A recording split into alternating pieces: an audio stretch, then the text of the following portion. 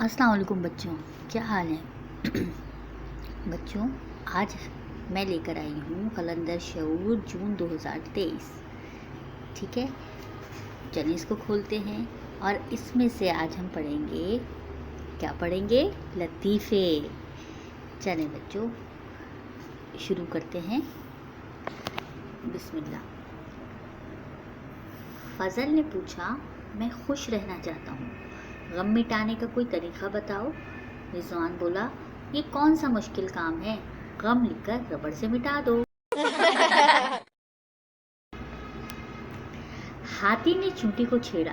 चूंटी गुस्से से सुर्ख हो गई और हाथी की बीवी के पास जाकर बोली, अपने शौहर को समझा दो, वरना मर्द मेरे घर में भी हैं।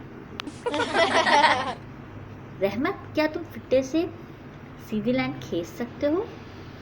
असगर, हाँ क्यों नहीं।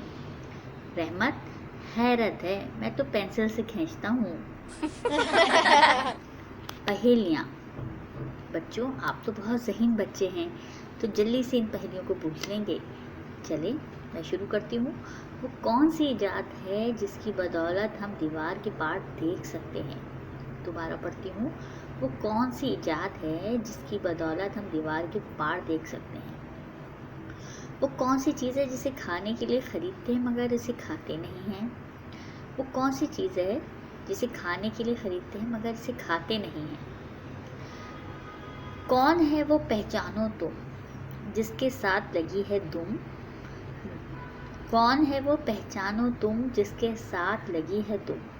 जूं जूं आगे बढ़ती जाए दुम उसकी बस घटती जाए। जूं जूं आगे बढ़ती जाए दुम उसकी बस घटती जाए। नेक्स्ट। उस्ताद ने कहा, आसेब से जुमला बनाओ। उस्ताद ने कहा, आसेब से जुमला बनाओ। निदा ने कहा, बीबी आसेब खा ले।